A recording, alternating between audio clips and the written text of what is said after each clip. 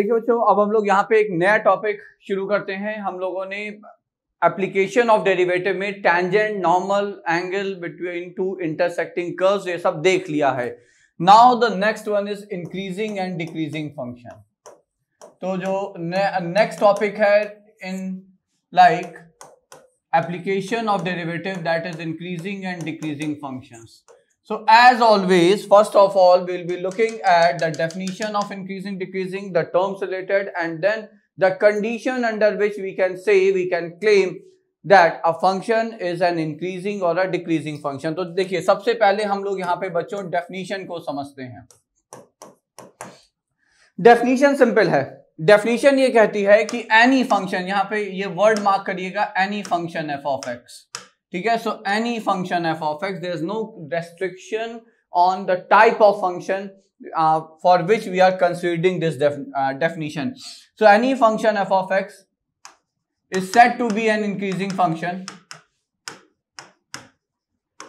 is said to be an increasing function in the interval, let us consider closed interval a to b, if f of x2 is greater than f of x1 for all.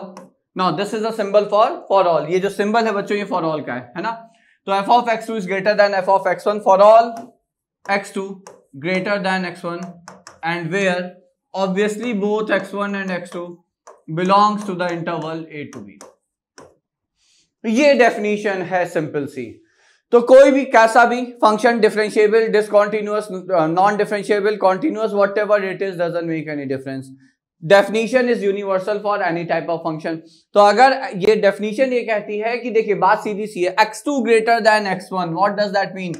मतलब अगर input बढ़ाने से fx2 is greater than fx1, output बढ़ जाए, what does that mean? That mean the function is an increasing function. जैसे जैसे आप input बढ़ा रहे हैं, मतलब as you are moving along the x-axis on the right side towards the positive x direction, if the value of the function goes on increasing, आपका जो function का कर्व है वो रेगुलरली ऊपर बढ़ता चला जाए, तो फंक्शन क्या हुआ बच्चों? तो फंक्शन आपका इंक्रीजिंग फंक्शन है। ये डेफिनेशन हो गई इंक्रीजिंग की। Similarly definition for decreasing function is, so in short I am writing it here, any function f of x is decreasing if the only difference is f of x2 will be less than f of x1 for all x2 greater than x1, rest remain same, where obviously x1 x2 belongs to the interval a to b। ठीक है, तो अब ये भी आप समझ गए होंगे। देखिए उल्टा हो गया, इनपुट बड़ा है, x2 is greater than x1, but function का जो आउटपुट है वो डिक्रीज हो रहा है, वो कम है। So as you are increasing input, the output of the function which is f of x2 is less than f of x1। So as you are moving along the x-axis towards right, if the value of the function goes on decreasing, अगर function का जो curve है वो continuously नीचे आता चला जाए, आप जैसे जैसे राइट बढ़ रहे हैं कर्व नीचे आ रहा है, इसका मतलब क्या? इसका मतलब वो फंक्शन जो है वो डिक्रीजिंग फंक्शन है जिसका कि आपने कर्व बनाया है। That's what the definition says. ठीक है बच्चों, तो ये हो गया डेफिनेशन। डेफिनेशन इंपॉर्टेंट है। Now let me explain why. See, I will be explaining very simply with the help of an example here. एक एग्जांपल लेते हैं जहां पे एक कर्व हम ड्रॉ कर रहे हैं and let's say this is x is equal to a vertical line. आपका कर्व ये आया और उसके बाद कर्व ये हो गया। अब देखिए, now what will we say? Will we say that the function is throughout increasing, or will we say it is increasing in different interval? Answer क्या है? तो देखिए अगर आप सिंपली सोचेंगे तो आपको लगेगा फंक्शन तो बढ़ ही रहा है, लेकिन डेफिनेशन के अकॉर्डिंग सोचेंगे तो आप जब जज करेंगे with the help of definition, then you will realise कि this is not a throughout increasing function. Reason देखिए, ऑब्वियसली जैसे जैसे आप राइट साइड पे जा रहे हैं एक्स एक्सिस पे till x is equal to a, function आपका ऊपर जा रहा है, तो ये फंक्शन ये जो है यहां से लेकर यहां तक फंक्शन जो है वो आपका इंक्रीजिंग फंक्शन है। सिमिलरली जब आप इसके बाद भी a के बाद भी आप राइट साइड बढ़ रहे हैं, कर्व आपका फिर आप देख रहे हैं तो ये कर्व ऊपर ही जा रहा है, तो फिर यहां से लेकर यहां तक फंक्शन फिर आपका इंक्रीजिंग फंक्शन है। But what if I consider x1 here and I consider x2 here. तो ये हमने यहां पे x1 माना, ये x2 माना, तो आप यहां पे देख रहे हैं as x2 is greater than x1 because x2 is on the right side of x1, तो x2 is greater than x1। Now is the value of function at x2 is greater than the value of the function at x1। x2 पे जो function की value है क्या वो x1 की value से ज्यादा है? Answer is no. x2 पे जो फंक्शन की वैल्यू है वो ये है, x1 पे फंक्शन की वैल्यू ये है, तो obviously here f of x2 is less than f of x1, but does that mean कि ये decreasing function है? Answer is again no. Reason let's go back to the definition. Definition में ये जो एक टर्म है ये बहुत इंपॉर्टेंट टर्म है for all. मतलब आप जितने ऐसे पेयर x1 x2 के ले सकते हैं जहां पे x2 x1 से बड़ा है, उन सारे पेयर के लिए अगर कंडीशन वही एक कंडीशन या fx2 fx1 से बड़ा हो तो इंक्रीजिंग होगा फंक्शन, और उन सारे पेयर के लिए अगर fx2 fx1 से छोटा है तो डिक्रीजिंग होगा। लेकिन यहां पे उस सारे पेयर के लिए संभव नहीं है। Once you jump this line, you consider 2 points on the right side of line, fx2 is always greater than fx1। Once you are on the left side of this line and you consider 2 points on the left side of this line, fx2 is always greater than fx1. The problem is जब आप इस line को jump कर रहे हैं, एक point इधर है एक पॉइंट उधर है, तब ये प्रॉब्लम है। Now what shall be the answer? तो यहां पे जो आंसर होगा वो ये होगा कि fx is increasing till x less than a, और फिर से and fx is again increasing from x for x greater than a। मतलब लेस देन ए पे भी फंक्शन इंक्रीजिंग है, ग्रेटर देन ए पे भी फंक्शन डिक्रीजिंग है, बट आप ये बिल्कुल नहीं कह सकते कि माइनस इन्फिनिटी से लेकर प्लस इन्फिनिटी फंक्शन इंक्रीजिंग है बिकॉज ऑफ दिस जंप है। ठीक है, तो ये डेफिनेशन है, डेफिनेशन की हेल्प से आप इस तरह की केसेस को हैंडल कर सकते हैं, समझ सकते हैं। ये याद रखिएगा, अगर फंक्शन डिसकंटीन्यूअस हो गया तो फिर आपको you are bound to use definition to जज whether the function is an increasing function और अ डिक्रीजिंग फंक्शन, ये याद रखिएगा। ठीक है, तो ये हो गया आपका डेफिनेशन इंक्रीजिंग डिक्रीजिंग की। अब देखिए, तो ऑब्वियसली यहां पे डेरिवेटिव का एप्लीकेशन है, तो that means let us now consider fx to be a differential function. Now I will be considering function to be a differentiable function. एक डिफरेंशिएबल फंक्शन हम मान लेते हैं f of x को। ठीक है, अब यहां पे चूंकि ये डिफरेंशिएबल फंक्शन है, now we can use the first derivative of the function to get the interval in which fx increases और डिक्रीजेस। ठीक है, तो अब देखिए यहां पे let us consider differentiable function in the interval ab। ठीक है, now I am writing all the terms one by one. First term, then fx is increasing in a to b if f dash x is greater than or equal to 0 in a to b। अगर function का first derivative इस interval में, पूरे interval में या positive रहे या कहीं कहीं मतलब पॉइंट्स पे 0 हो जाए, so I will write here where equality holds. No, I will write it at the like after the second point, okay? But I am telling you right now कि जो equal to 0 वाली condition है, f dash x equal to 0, that should hold at discrete points only। मतलब कहीं कहीं पे function जैसे x cube का आप कर्व देखें या x क्यूब फंक्शन को आप कंसीडर करिए, इसका डिफरेंशिएशन निकालेंगे 3x स्क्वायर आएगा। तो ये 0 कहां पे है डेरिवेटिव? 0 पे सिर्फ 0 है, तो सिर्फ एक पॉइंट पे 0 है। तो अगर डिस्क्रीट पॉइंट पे कर्व का डेरिवेटिव 0 होता रहे और बाकी हर जगह पॉजिटिव रहे तो इसका मतलब फंक्शन आपका इंक्रीजिंग है। Similarly fx is a decreasing function in the interval a to b if f dash x is less than equal to 0 in the interval a to b। बात वही, ठीक है। Now I will write where equality holds f dash x is equal to 0 at discrete points। ठीक है, तो ये हो गया इंक्रीजिंग डिक्रीजिंग, मतलब जिस इंटरवल में फंक्शन का फर्स्ट डेरिवेटिव नॉन नेगेटिव है उस इंटरवल में फंक्शन इंक्रीजिंग, जिस इंटरवल में फंक्शन का फर्स्ट डेरिवेटिव नॉन पॉजिटिव है उस इंटरवल में function is decreasing. Now the third term here is fx is strictly increasing. See, we need to know all the term. Strictly increasing if f dash x is strictly positive, zero नहीं हो सकता. Similarly, fx is strictly decreasing if f dash x is strictly negative. So there's a difference, minute difference between strictly and increasing function, strictly decreasing and decreasing function. ठीक है, तो ये छोटा सा एक डिफरेंस है जो आप हमेशा याद रखेंगे बच्चों. तो अगर स्ट्रिक्टली डिक्रीजिंग है तो ये कंडीशन, और डिक्रीजिंग है तो इक्वल टू जीरो वाली कंडीशन भी इंक्लूड हो जाती है. So these are four things: increasing, decreasing, strictly increasing and strictly decreasing. Before we move to example, one more term is there and that is monotonic. A function is said to be monotonic in an interval a to b if it is, so if fx is always increasing or always decreasing in given interval a to b, it is called to be monotonic. Monotonic देखिए मतलब इस आपको समझ में आ रहा होगा कि monotonic मतलब एक जैसा. जैसे फॉर एग्जांपल देखिए, let us consider two curve here A B. Now one curve I consider to be, I started from A and went till B like this.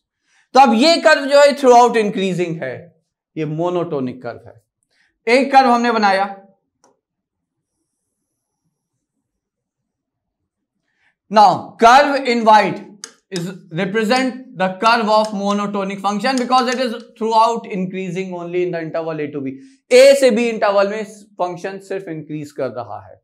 Yellow में जो कर्व है ये नॉन मोनोटोनिक है. क्यों? क्योंकि उसी interval में ये कहीं इंक्रीज कर रहा है, कहीं डिक्रीज कर रहा है. So that's what we mean by monotonicity. Monotonous नहीं कहते हैं एक जैसा हो जाए, मोनोटोनस लाइफ है, बिल्कुल एक जैसी चली आ रही है. So it's the same thing. Monotonous functions means either it is always increasing or always decreasing function. ठीक है, so those were like the definition of increasing, decreasing, the terms related to increasing, decreasing, the conditions using which will be trying to get in which interval a function is increasing or a decreasing function. ठीक है बच्चों, तो now let us move ahead for an example. अब हम लोग जरा examples देखते हैं बच्चों. So this is first example in front of you. Now the question, this is a previous year question. थोड़ा पुराना है लेकिन previous year question है. Question ये है कि given a function x cube plus bx square plus cx plus d, where it is given that b square is obviously greater than 0, which is less than c. ठीक है, अब यहाँ पे ये शो करना है. वैसे तो MCQ है, there were options that this is a throughout increasing function, whatever it is, maximum minimum, बहुत सारे options हैं. But now I am telling you that we have to show that this function is which type of function? Is it a monotonic function or a non-monotonic function type of thing? ठीक है, तो देखिए how will we decide that? तो देखिए अगर function increasing decreasing से संबंधित है क्वेश्चन, तो ये तो पक्का है कि पहला स्टेप आपका डिफरेंशिएशन है. आप f dash x निकालेंगे, so 3x square plus 2bx plus c. Now we have to judge that whether this quadratic f dash x जो quadratic आई है ये क्या हमेशा पॉजिटिव है या हमेशा निगेटिव है. तो अब ये पक्का है कि हमेशा निगेटिव नहीं हो सकता. क्यों? क्योंकि एक्स स्क्वायर का कोफिशिएंट जो है वो पॉजिटिव है. तो अब अगर d निगेटिव है, d बोले तो discriminant, so if d which is nothing but b square minus 4ac, तो 4b स्क्वायर माइनस 12c. ठीक है, तो अगर d आपका निगेटिव है, so if d is negative, then we will claim that f dash x is always positive. F dash x is greater than 0 for all x belonging to R. ठीक है, but d negative है या नहीं है? क्योंकि देखिए अगर d positive है इसका मतलब क्वाड्रेटिक के रूट्स हैं. and if a quadratic has roots then obviously real roots. So if quadratic has real roots then definitely it is going to change the sign. तो quadratic कहीं पॉजिटिव होगा कहीं negative होगा, इसका मतलब f डैश x जो है वो कहीं आपका पॉजिटिव होगा कहीं निगेटिव होगा. तो इन एनी केस D आपको बताएगा कि आंसर क्या है. अगर D निगेटिव है तो मोनोटोनिक फंक्शन है, थ्रू आउट इंक्रीजिंग फंक्शन है, क्योंकि f डैश x पॉजिटिव ही होगा. क्यों? क्योंकि x स्क्वायर का कोफिशिएंट पॉजिटिव है बच्चों. ओपन अपवर्ड क्वाड्रेटिक है, पैराबोला है. अगर D निगेटिव है तो ये हमेशा x एक्सिस के ऊपर ही ये पैराबोला बनेगा, वर्टिकल पैराबोला, तो इट्स ऑलवेज पॉजिटिव. ठीक है, तो अब चलिए D की वैल्यू है आपके सामने ये b4b square minus 12c. So now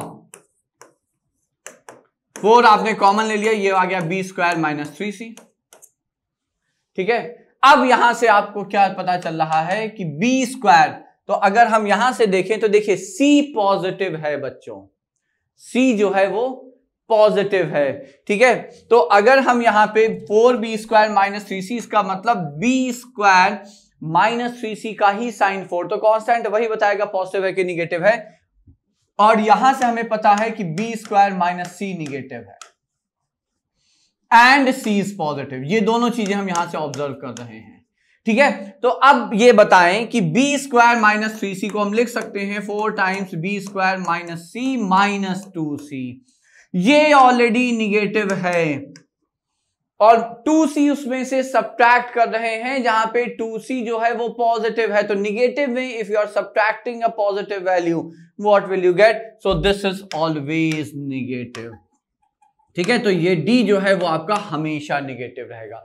now since d is negative and as I am repeating a the coefficient of x square is positive, hence f dash x is greater than 0 for all x belonging to R. Hence your function is a monotonic function, is a throughout increasing function. Rather I will say is throughout a strictly increasing function. ठीक है, तो ये पहला आपका question हो गया. This was a previous year question. So now starting with our new topic in the chapter, an important one is maxima minima, and following this will be maximum and minimum value which is relatively easier. ठीक है, अब देखिए जब भी हम लोग maxima minima या invert term extrema term का यूज करेंगे, so they all simply imply local maximum local minimum और लोकल मैक्सिमा लोकल मिनिमा.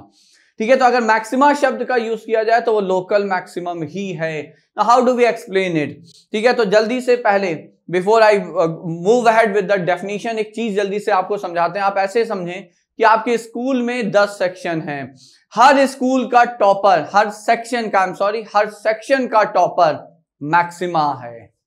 ठीक है, हर सेक्शन का टॉपर मैक्सिमा है. लेकिन तो ऐसे कितने टॉपर होंगे? तो 10 टॉपर होंगे. तो you can have 10 maxima in a school, but maximum तो एक ही होगा ना. मैक्सिमम स्कोर आपका जो है बच्चों वो एक ही होगा. ठीक है, सो लोकल मैक्सिमम का मतलब आपने सेक्शन में बस अपने क्लोज नेबरहुड में देखा और आपको लगा कि ठीक है आपका सबसे अच्छे मार्क्स हैं, you got happy that you are maxima, but it's a local maxima because you checked it in a very close neighbourhood. इसी तरह से जो लोवेस्ट स्कोरर है किसी भी सेक्शन का वो लोकल मिनिमा है. ठीक है, तो ये जो कंसेप्ट है मैक्सिमम मिनिमा का ये है कि आप एक पॉइंट के दोनों left hand side right hand side neighbourhood में दोनों तरफ देखते हैं और अगर उस पॉइंट पे वैल्यू फंक्शन की सबसे बड़ी है तो वो मैक्सिमा कहलाती है. क्यों? क्योंकि आपने बहुत ही क्लोज नेबरहुड में चेक किया है and you found that this is the largest value in the close neighbourhood, hence it's a local maximum. ठीक है, so now let's come to the definition here. Definition simple है, फिर से आप यहां पे ध्यान दीजिएगा, any function. So that's important again because any function means continuous, discontinuous, differentiable, non-differentiable. For any type of function, obviously this definition is going to hold true. So any function f of x is said to have maxima. Is said to have maxima at x is equal to a if f of a is greater than f of x for all x in the interval that contains the neighborhood of a minus delta to a plus delta. Delta means very small positive value, ठीक है। तो ए के just left से और just right से आपने compare किया और दोनों तरफ से अगर आपने देख के पाया कि फंक्शन की वैल्यू जो ए पर है एफ ऑफ ए वो उनके किसी भी वैल्यू उसके नेबरहुड से ज्यादा है, तो फिर आपने कहा कि भाई देखो ये लोकल मैक्सिमम या मैक्सिमा है। सिमिलरली फॉर मिनिमा, ठीक है, तो आप समझ रहे होंगे मिनिमा के लिए क्या होगा। मिनिमा के लिए F of A will be less than F of x for all x in the close neighborhood of a minus delta to a plus delta. So that's a simple definition for maxima minima. It is going to be very helpful for us in case function is a discontinuous function, क्योंकि अगर function discontinuous है तो आपके पास कोई और tool नहीं है to check whether at a point function is attaining maxima or minima or neither than this definition. Definition छोड़ के और कोई आपके पास method tool नहीं होगा बच्चों, ठीक है। So that's the definition of maxima and minima. Now let us try to understand it quickly with the help of a curve. Let's say हमने कर्व बनाया आपका इंटरवल a से b पे, और कर्व कुछ ये है, मान लीजिए एफ ऑफ ए पे शुरू हुआ, ये एफ ऑफ ए है,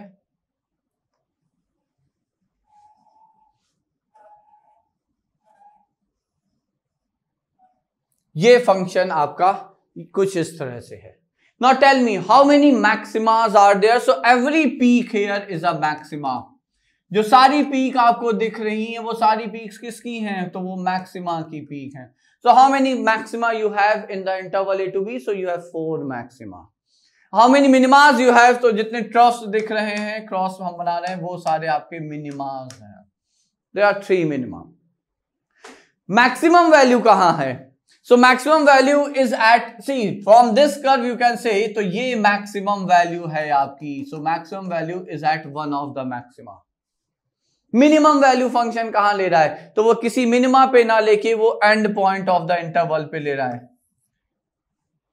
अब एक लास्ट ऑब्जर्वेशन, क्या ऐसा जरूरी है कि for like at every maxima the value will always be more than that any value at minima, तो आंसर इज नो। ऐसा हो सकता है कि किसी पॉइंट, ये देखिए ये मिनिमा है, मिनिमा के पॉइंट पे जो फंक्शन की वैल्यू है वो उस दूसरी जगह पे मैक्सिमा की वैल्यू से ज्यादा है।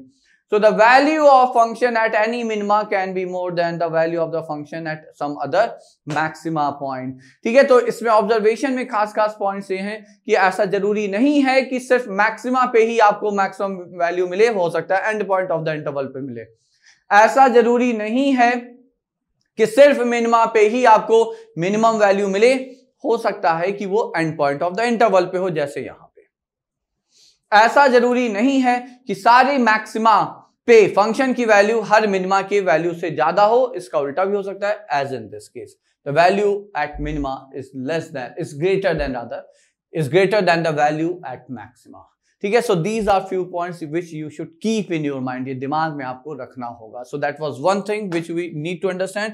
Now second thing with the help of curve again, देखिए how can we apply the definition if a function is a discontinuous function. तो हमने एक यहाँ पे कर्व बनाया और फंक्शन कुछ ऐसे है, ठीक है, और ये डार्क पॉइंट का मतलब point this value is included here, तो और ये हमने ये बनाया। Now this is x is equal to a. Now tell me whether the function attains maxima or minima or neither at x is equal to a. Now how will you judge that? तो function की value a पे क्या है बच्चों, तो function की value a पे ये है।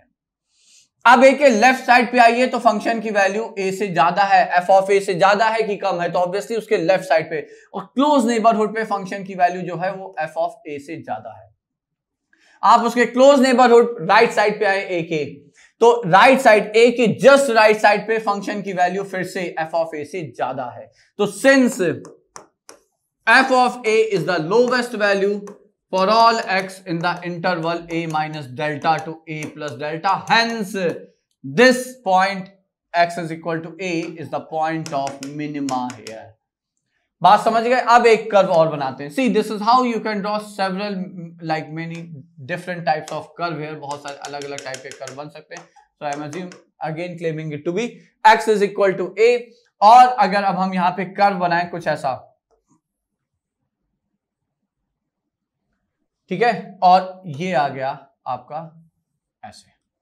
अब बताइए ए पे क्या है, तो फंक्शन ए पे वैल्यू ये ले रहा है और उसके लेफ्ट साइड पे भी फंक्शन की वैल्यू एफ ऑफ ए से कम है और इसके राइट साइड पे भी फंक्शन की वैल्यू एफ ऑफ ए से कम है। तो at x is equal to a the function attains maxima here. Neither वाला केस भी बन सकता है। नीदर वाला केस कैसे बनेगा, तो देखिए नीदर वाला केस सिंपल है। यहां पे मान लीजिए x इज इक्वल टू ए हो गया। Now if I draw a curve something like this and this, now at x is equal to a, value of function is f of a, but on the left side of a, value of function is greater than f of a, and on the right side of a, value of function is less than f of a. तो ना ही a पे function अपने close neighbourhood में सबसे बड़ी value है और ना ही a पे फंक्शन अपने क्लोज नेबरहुड में सबसे छोटी वैल्यू है, इसलिए eight x is equal to a, this is neither case, neither maxima nor minima. So that is how you can apply your definition in case the function is a discontinuous function. And as I said a few moments before, that if a function is a discontinuous function, you don't have any other tool except to use definition to judge whether at a point function attains maxima or minima. ठीक है बच्चों, तो ये हो गया आपका maxima minima की definition, उसके इंटरप्रिटेशन, उससे उसकी कर्व की हेल्प से explanation. Now let us move ahead to the methods which we can apply to get the points of maxima or minima. Methods to get points of maxima or minima.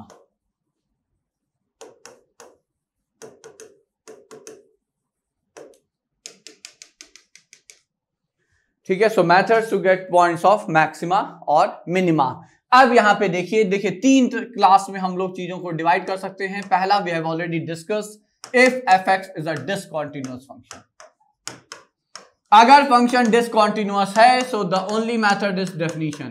Imply, use definition of maxima minima to attain the points of maxima minima. We have already seen that with the help of curve. Second, so I'm jumping to quickly to the last stage, that is if fx is differentiable, because this method is most useful and very simple to understand, and most of you must be knowing it, second derivative test. तो अगर यहाँ पे ये differentiable है तो हम लोग का मेथड है सेकंड डेरिवेटिव टेस्ट. और ये मेथड क्या कहता है, मेथड बहुत सिंपल है बच्चों. मेथड्स के जो स्टेप्स हैं, वो पहला स्टेप है गेट ऑल स्टेशनरी पॉइंट्स. बोले तो now what are stationary points? So stationary points are those points where f dash x equal to 0. तो आप फर्स्ट डेरिवेटिव ऑफ फंक्शन निकालेंगे and equate with 0, solve this equation. The roots of this equation are the stationary points. हमने मान लिया let x is equal to x1, x2, x3 are few stationary points. Now what? Now in the second step, get sign of f double dash x, second derivative of function at all stationary points. सारे stationary points पे आप second derivative का sign निकालेंगे बच्चों.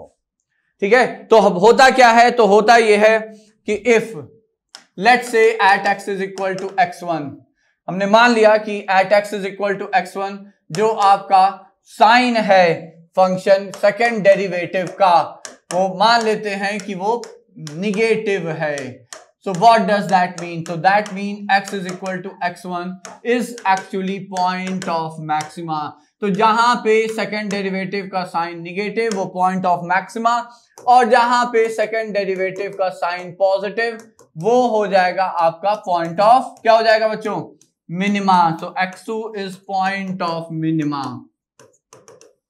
और यदि हम इन points को फंक्शन में डाल देंगे तो आपको मैक्सिमा मिनिमा की वैल्यूज मिल जाएंगी. मतलब अगर हमने x is equal to x1 function में सब्स्टिट्यूट कर दिया तो जो फंक्शन वैल्यू देगा उसे हम कहेंगे value of maxima for the function. ठीक है, तो ये पॉइंट ऑफ मैक्सिमा है, और जब इस पॉइंट को हम फंक्शन में सब्स्टिट्यूट कर देंगे you will get the maxima value of function at that point. ठीक है, सिमिलरली फॉर मिनिमा.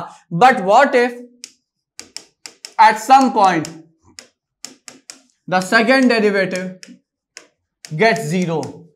सो यहाँ पे हम यहीं पे रुक जाएंगे, we will say can't say, though we have a method further to जज whether the function is attaining maximum minimum और neither at this point, but I will suggest कि अगर सेकंड डेरिवेटिव 0 आने की आशंका है तो फिर आप ये काम करिएगा कि फिर आप फर्स्ट डेरिवेटिव टेस्ट, जो कि अब हम लोग डिस्कस करेंगे, उसे यूज करेंगे instead of moving ahead with this test. ठीक है, तो ये आसान इसलिए है क्योंकि यहाँ पे और कुछ खास है नहीं। अगर फंक्शन डिफरेंशिएबल है, आपका कर्व थ्रू आउट स्मूथ है, तो आप पहले स्टेशनरी पॉइंट्स निकालें, फिर सेकंड डेरिवेटिव निकाल के आप सारे स्टेशनरी पॉइंट्स की वैल्यू उसमें रख के चेक कर लें। जहां जहां आपका सेकंड डेरिवेटिव पॉजिटिव है वो पॉइंट ऑफ मिनिमा है, और जहां जहां सेकंड डेरिवेटिव नेगेटिव है वो पॉइंट्स ऑफ मैक्सिमा है। तो ये हो गया आपका second test. Third, if fx is continuous but not differentiable, continuous तो है बट डिफरेंशिएबल नहीं है, नॉन डिफरेंशिएबल, देन व्हाट? तो फंक्शन कॉन्टिन्यूअस है बट इट्स नॉन डिफरेंशिएबल, तो फिर जो हमारे पास टेस्ट है वो first derivative sign change test है। I am just writing here first derivative test. अब इसमें क्या होता है, तो देखिए पहला स्टेप है get all, now I am changing the word here, critical points. Now what are critical points? तो देखिए सारे stationary points are critical points, तो मतलब f डैश x जहां 0 है वो भी क्रिटिकल पॉइंट्स है, और उसके साथ साथ वो पॉइंट्स भी इंक्लूड होंगे जहां पे फर्स्ट डेरिवेटिव या फंक्शन नॉन डिफरेंशिएबल है या फर्स्ट डेरिवेटिव एग्जिस्ट नहीं करता बच्चों। ठीक है, so critical points include all those points where either first derivative is 0, जहां पे फर्स्ट डेरिवेटिव या 0 हो या वो एग्जिस्ट ही ना करता हो बच्चों। ठीक है, so those are critical points. तो मान लिया हमने यहां पे let x is equal to x1, x2, x3 dot dot dot are few critical points. ठीक है, अब सेकंड स्टेप क्या है? सेकंड स्टेप है सारे क्रिटिकल पॉइंट पे यू विल ट्राई टू जज the sign change of first derivative. आप f डैश x का साइन चेंज करें, देखना चाहेंगे, जज करेंगे एट ऑल क्रिटिकल पॉइंट। तो at x is equal to x1 अगर हम यहां देखना चाहें साइन कैसे चेंज हो रहा है, तो देखिए साइन चेंज जब भी आप चेक करेंगे तो लेफ्ट से राइट पे जाके, मतलब x1 माइनस, मतलब x1 के लेफ्ट साइड पे साइन क्या है, मान लिया पॉजिटिव है, f dash at x1 plus x1 के राइट साइड पे साइन किया, मान लिया हमने निगेटिव है। तो अगर साइन आपका पॉजिटिव से निगेटिव जा रहा है तो इसका मतलब ये हुआ कि at x is equal to x1 function is attaining maxima. ठीक है, तो fx जो है दैट अटेन्स मैक्सिमा बच्चों।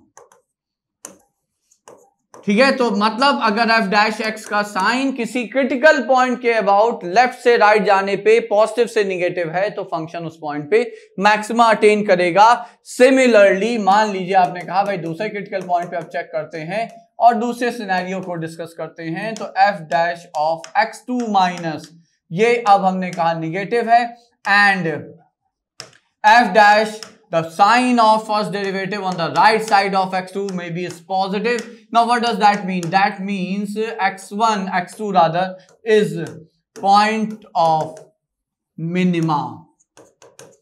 ठीक है, तो अगर साइन चेंज जो है वो निगेटिव से पॉजिटिव है, वो निगेटिव से पॉजिटिव है, तो उस पॉइंट पे फंक्शन जो है वो मिनिमा अटेन करेगा। And if there is no sign change at x is equal to x3, if there is no sign change of first derivative, ठीक है, तो ये यहां पे क्लियर है और डायरेक्ट है। Now no sign change means या दोनों साइड पे साइन पॉजिटिव रहे x3 के, या दोनों साइड पे साइन जो है वो निगेटिव रहे x3 पे, तो फिर हम कहते हैं this imply x3 is neither maxima nor minima, so is neither point of maxima nor the point of minima. So these are three methods using which you can justify, you can verify, you can decide at which point function is going to attain maxima and at which point function is going to attain minima.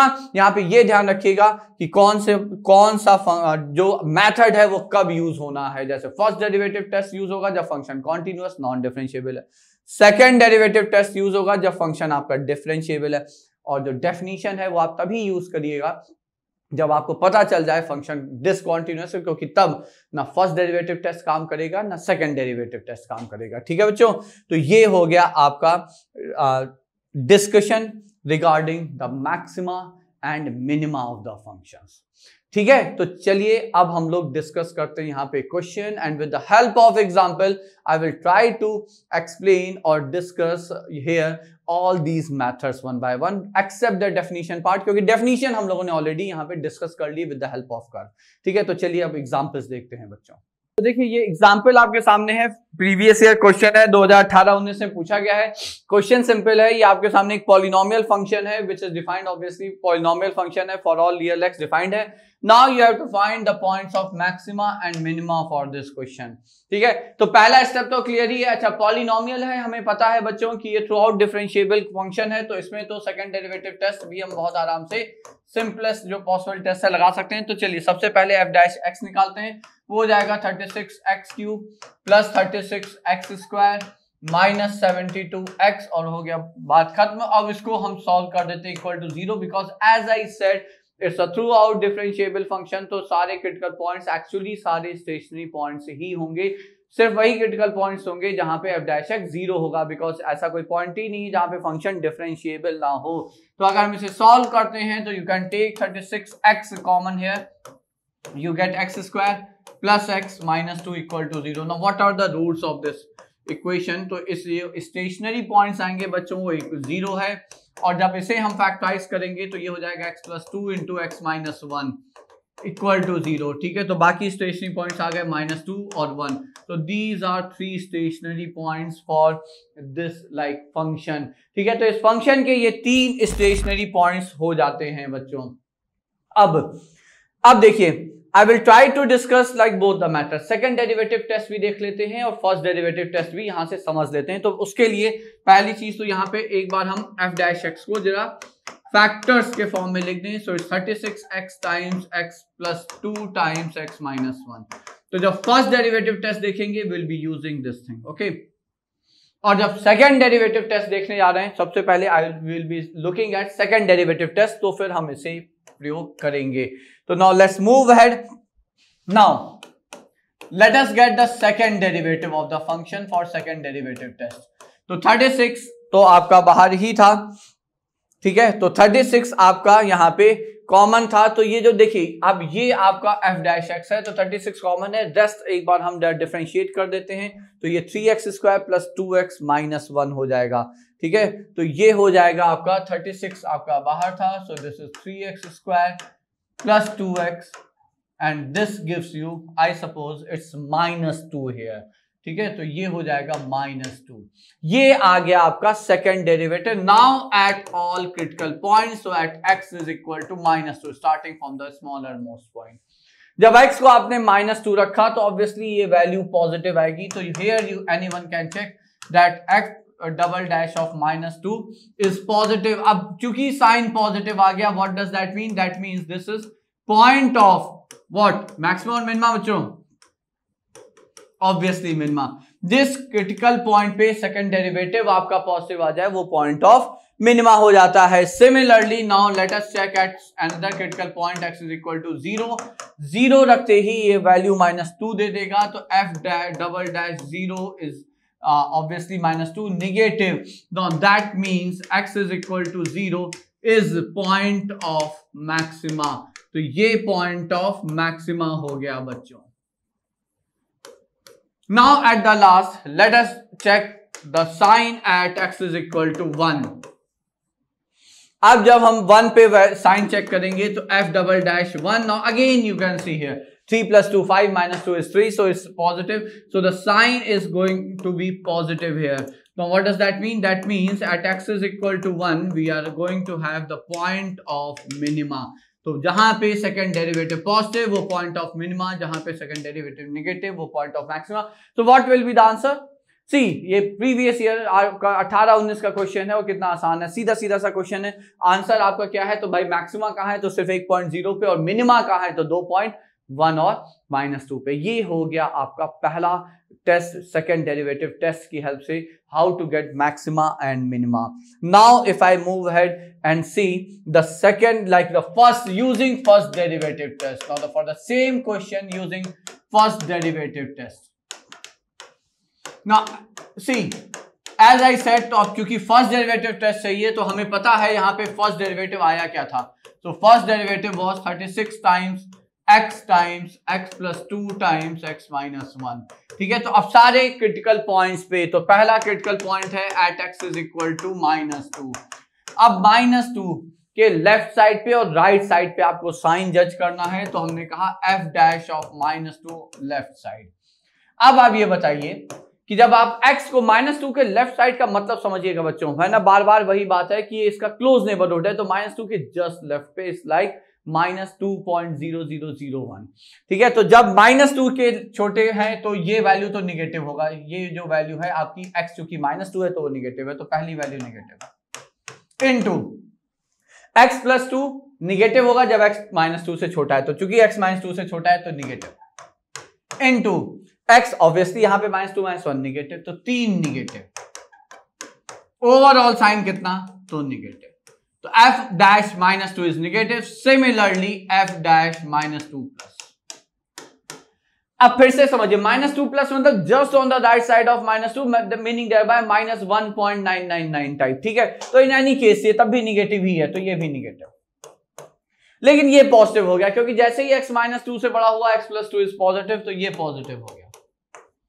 और फिर -2 के just right side पे कोई फर्क नहीं पड़ रहा, -2 -1 is close to -3, तो this is negative. Overall sign क्या आया, ओवरऑल साइन पॉजिटिव आ गया। Now how is the sign change? So as you are going from the left side of -2 to the right side of -2, the sign is changing from like negative to positive, और जब भी sign negative से positive जाएगा बच्चों, आपका जो point है वो पॉइंट ऑफ मिनिमा है। So this imply x is equal to -2 is point of minima. Am I clear or not? समझ आ गया ना बच्चों? तो this is how you use the sign change method to determine at which critical point are you going to get maxima, at which you are going to get minima. Let us do it once more for like x is equal to 0. तो अब अगर x is equal to 0 के लिए करते हैं, तो at x is equal to 0. So again see f dash 0 on the left side of 0. तो 0 के लेफ्ट साइड पे ऑब्वियसली 0 x जो है वो निगेटिव होगा, तो पहला आपका निगेटिव आ गया। अब जो दूसरा फैक्टर है वो x प्लस 2, तो 0 के लेफ्ट साइड लाइक -0.0001, तो x प्लस 2 पॉजिटिव होगा। ठीक है, तो ये आ गया आपका पॉजिटिव, और फिर ये x -1 है, 0 के लेफ्ट या 0 के राइट पे, दोनों साइड पे वो निगेटिव ही रहना है क्योंकि वो -1 के अबाउट उसका साइन चेंज होना है, तो ओवरऑल आपका साइन आ गया positive. Similarly f dash 0 plus, तो ये हो जाएगा आपका पहला पॉजिटिव। बाकी के साइन चेंज देखिए होते नहीं है, है ना, तो चलिए ये भी अभी आपको हम बता देते हैं। तो ये हो गया negative, so the sign change when x goes from the left side of 0 to the right side of 0, the sign changes from like positive to negative. So that means at x is equal to 0 we get the point of maxima. ठीक है, तो इसी तरह से आप फिर तीसरे पे भी देख लेंगे, एंड ऑब्वियसली आंसर तो हमें पहले से ही पता है because we have already used second derivative test to find the answer. तो हमें पता है जो तीसरा पॉइंट है वो पॉइंट ऑफ मिनिमा ही है, तो दैट्स इट। ठीक है, तो दो एग्जांपल से आपको हमने समझा दिया 2 बार निकाल के कि how to apply sign change method of first derivative. अब एक चीज समझिएगा, साइन चेंज, अगर सारे फर्स्ट डेरिवेटिव को आप फैक्टराइज कर लें, जो भी उसका एक्सप्रेशन है, पॉलिनोमियल एक्सप्रेशन, उसे आप फैक्टराइज कर लें, if every factor has odd power, now try to understand, if every factor has odd power, तो हर फैक्टर के रूट के अबाउट साइन चेंज होगा। इसका मतलब जितने रूट्स हैं सबका, सब पे कहीं ना कहीं आपको मैक्सिमम मिनिमा, सब पे एक्सट्रीमा मिलेगा। लेकिन अगर किसी फैक्टर की पावर यहां पे इवन होती, मान लीजिए हमने कहा यही इवन होता, लेट्स से, ठीक है, तो मान लेते हैं ये इवन होता, तो जिस फैक्टर की पावर इवन है उसके करस्पॉन्डिंग रूट के अबाउट आप साइन चेंज हो ही नहीं सकता। क्यों? क्योंकि 2 के -2 इसका रूट है, -2 के लेफ्ट जाइए राइट जाइए, क्योंकि पावर इवन है, इट्स ऑलवेज पॉजिटिव। ठीक है, तो कोई साइन चेंज नहीं होगा बच्चों। तो इसका मतलब वो स्टेशनरी पॉइंट आपका नीदर का केस है, नीदर मैक्सिमा नॉर मिनिमा। तो फर्स्ट डेरिवेटिव को आप फैक्टराइज करिए, जिस फैक्टर की पावर इवन है वहां पे नीदर मैक्सिमा नॉर मिनिमा का केस है, बाकी सबके अबाउट साइन चेंज होगा। और ये भी याद रखिएगा बच्चों, जिस फैक्टर के रूट्स के लेकर आप सॉल्व कर रहे हैं सिर्फ वही फैक्टर साइन चेंज में कंट्रीब्यूट करेगा। एग्जांपल से समझिए, -2 के लेफ्ट साइड और राइट साइड देखिए साइन चेंज हुआ है, बाकी दोनों में साइन सेम रहा। साइन इंपॉर्टेंट है, negative negative negative negative, sign important है बट साइन चेंज नहीं हो सकता किसी और फैक्टर की वजह से। तो जिस फैक्टर के रूट पे आप मैक्सिमा मिनिमा चेक कर रहे हैं, सिर्फ that only that factor will contribute in the sign change, ये भी याद रखिएगा, ठीक है। Like in the second case also, sign change किसके अबाउट है, साइन चेंज सिर्फ जीरो वाले फैक्टर मतलब एक्स के वजह से है।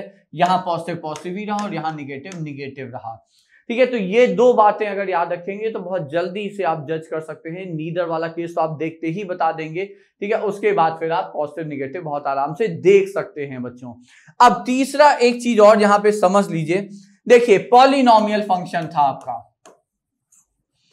ठीक है। तो पॉलिनोमियल फंक्शन था आपका fx और 4 डिग्री का पॉलिनोमियल था, 9 times x is equal 4 dot dot dot dot dot. इसके डेरिवेटिव के 3 रूट्स आए, समझिएगा, इसके डेरिवेटिव के 3 रूट्स आए। अब चूंकि हाईएस्ट डिग्री कोफिशिएंट जो है यहां पे, जिसको लीडिंग कोफिशिएंट कहते हैं, वो पॉजिटिव है और जो डिग्री है वो इवन है, ठीक है। तो अब अगर आप कर्व से एक बार समझ लें तो देखिए कितनी आसानी से, once you get the root here, once you get f dash here, जैसे ही आपका ये एफ डैश एक्स आ गया, यहीं से आंसर आप लिख सकते हैं and it was not true here, ठीक है। यहीं से आंसर आप डायरेक्ट लिख सकते हैं कर्व की हेल्प से। हमें पता है इवन डिग्री का कर्व इंफिनिटी से शुरू होगा और इंफिनिटी जाएगा, कितने टर्न, जितने डेरिवेटिव के रूट्स उतने टर्न, तो 3 टर्न आएंगे क्योंकि 3 डेरिवेटिव के रूट्स हैं, 1 2 3 और ये वापस इंफिनिटी जाएगा। पहली चीज समझिए। अब पहला जो टर्न है वो मिनिमा ही है, जो पहला स्टेशनरी पॉइंट, दूसरा मैक्सिमा ही है, तीसरा मिनिमा ही है। तो ऑब्वियसली बिना कुछ कहे हमें आंसर पता है बच्चों, ये मैक्सिमा और फिर ये मिनिमा, आप समझिए इस चीज को। और अगर ये ऑड पॉलिनोमियल का कर्व बना लीजिए आप यहां से, ठीक है, मान लीजिए 5th डिग्री का पॉलिनोमियल है और आपको जज करना है मैक्सिमा मिनिमा क्या, ठीक है। तो उसके लिए भी समझिए लीडिंग कोफिशिएंट वहां भी अगर पॉजिटिव है तो वो माइनस इंफिनिटी से चलेगा। अब जितने टर्न्स हैं, आप एफ डैश एक्स के जितने भी टर्न्स हैं, मतलब एफ डैश एक्स के जितने रूट्स हैं वो आप देख लें। मान लीजिए 4 रूट्स हैं, तो पहला रूट हमेशा first turning point, first stationary point, point of maxima, दूसरा यहां पे मिनिमा, फिर मैक्सिमा, फिर मिनिमा, ठीक है। तो आप सिर्फ अगर एफ डैश एक्स के रूट्स निकाल लें और मान लीजिए अगर 5 डिग्री का पॉलिनोमियल है, 4 रूट्स हैं, तो फिर तो कोई दिक्कत ही नहीं है। लाइन से सिर्फ पहला पॉइंट आप देख लीजिए क्या है, मैक्सिमा है, उसके बाद maximum minima maximum minima maxima आप बना सकते हैं बच्चों। तो this is how you can use curve here to get the maximum minima quickly, ठीक है बच्चों। तो ये एक पहला एग्जांपल हो गया, that was based on the method to find points of maximum minima and it was a previous year question as well.